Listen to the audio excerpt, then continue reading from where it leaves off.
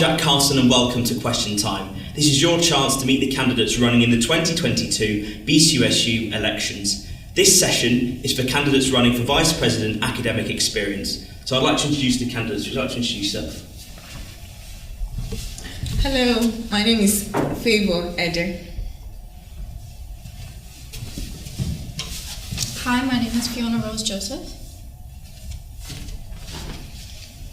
Hey, my name is Luke McComb. Hi, my name is Simranveer Kaur. So Favour, we'll come to you first. Would you like to stand up and tell us a few of your manifesto points? Okay,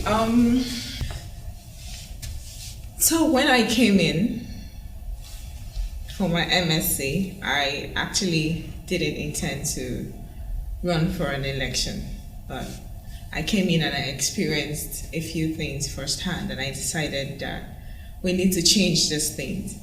And one of them was the way some of the tutors handled some of the classes.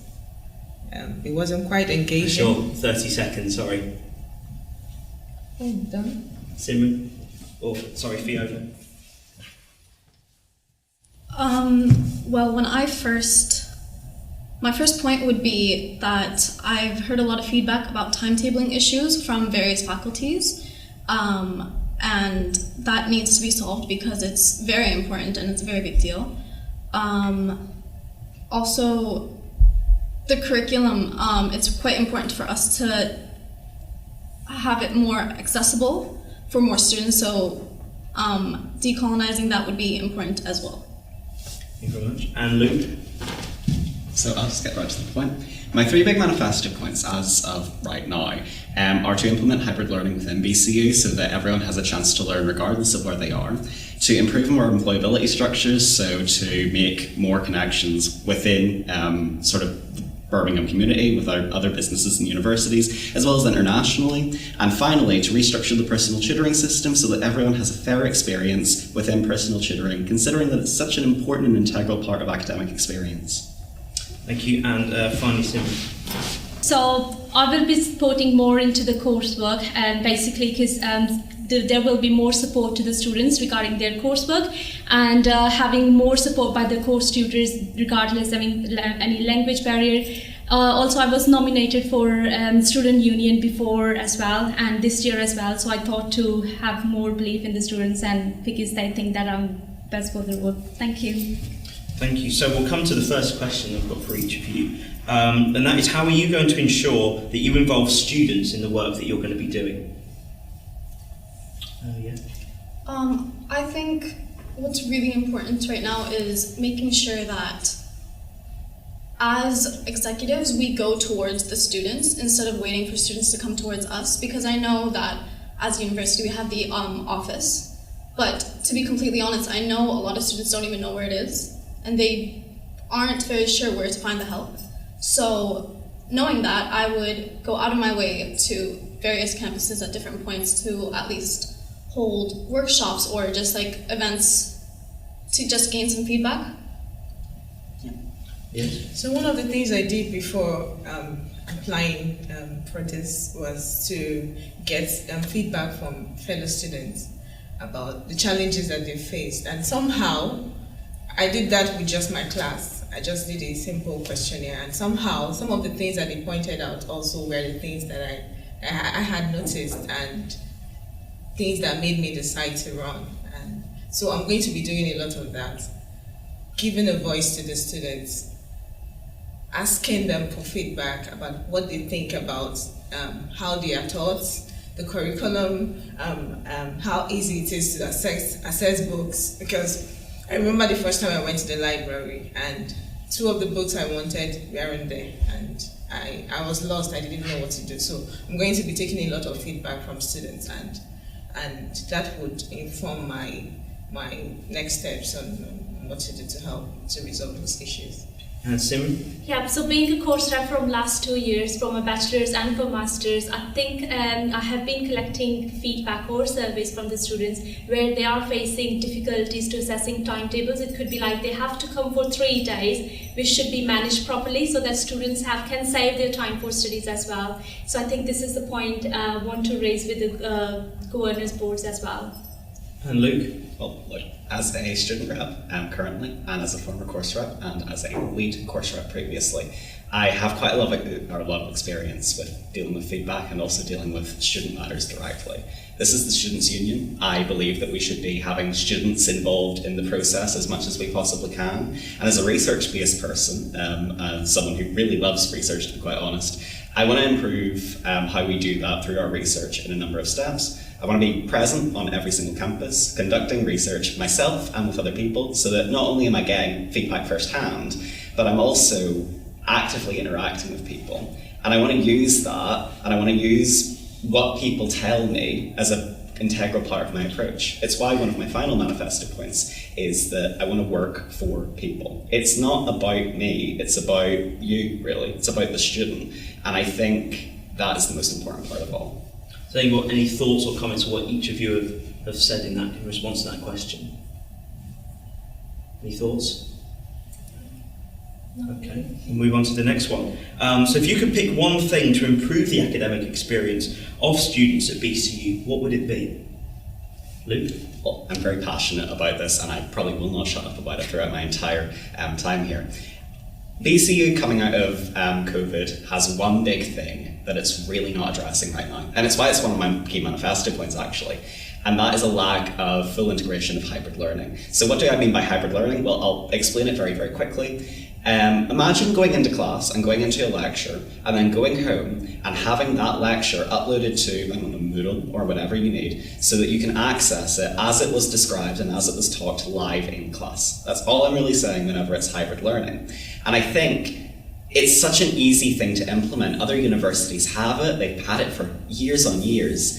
And I think being able to implement this particular system would be so important in helping students take back their time and also take back their own responsibility instead of being forced to go into classes, sometimes whenever they can't actually go in because they have other responsibilities, whilst also accounting for things like medical issues, COVID, because it still will be a thing whenever we come into office, and other issues. So I think for me, the biggest thing to improve is that hybrid learning, which is why I want to implement it in the way I've sort of said. I think it will be blended type of learning for me, because sometimes as a human being we could be ill, or any could be sometimes circumstances could be changed that we don't have time to attend the classes.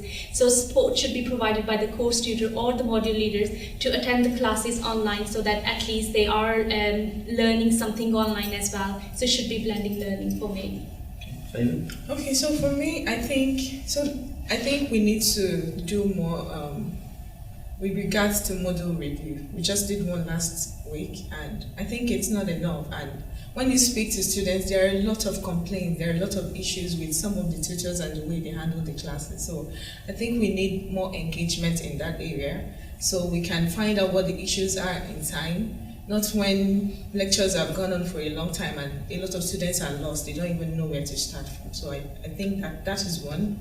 And then secondly, in terms of the books, access to books and lecture materials, I think that has to be improved as well. And then with regards to career, I think we need to improve with the support we provide to students in terms of career. Don't just, a lot of students are also having challenges in that area.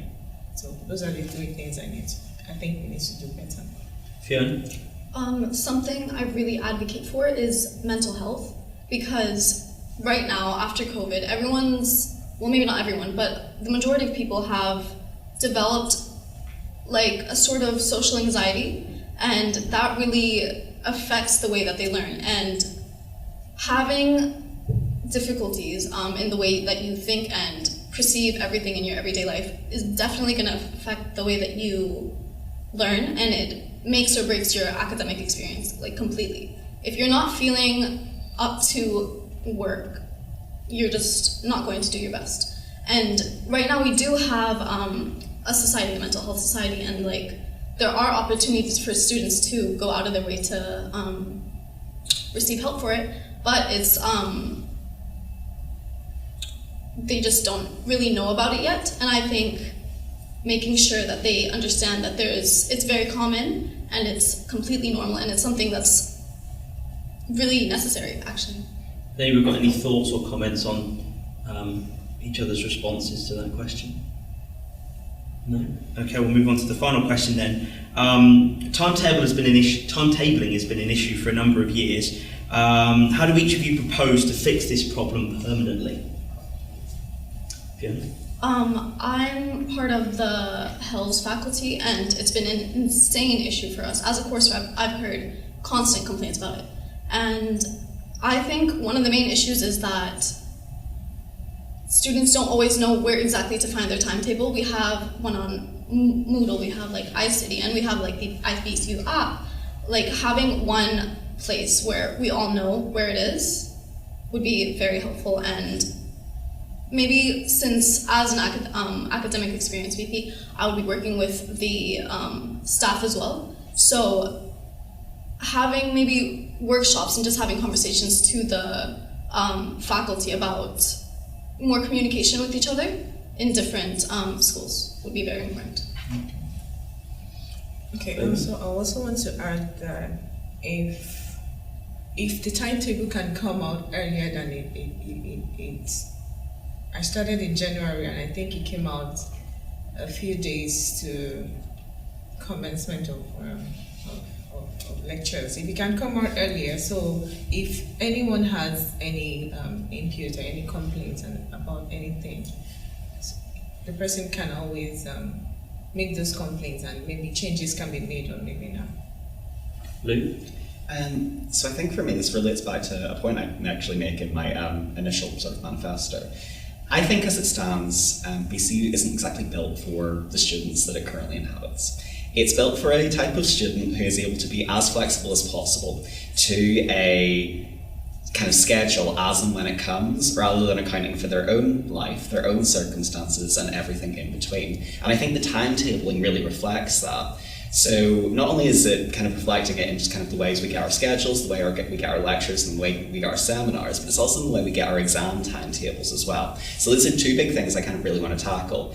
First of all, I want to get in contact with those who kind of channel and lead the timetabling process, and I do want to see where they're coming from in terms of what they believe they are doing to fix the issue. Because I do not believe, just best of intent, that it's not an issue that's trying to be resolved, but I do want to really get ahead on that because I think it's so important. So when I get ahead of that, I want to see how they would want to fix it. I want to go to students after that, and I want to see how they then perceive they would fix it, or organise some sort of focus group to then work that issue out and come from a solution from there. I don't have all of the answers right away, but I do think that would be the best sort of student-based approach to go from it, and I think it would also be the approach that would allow the timetabling committee to really understand where the students are coming from, which then might lead to a more immediate response that's more constructive as well. And Sam?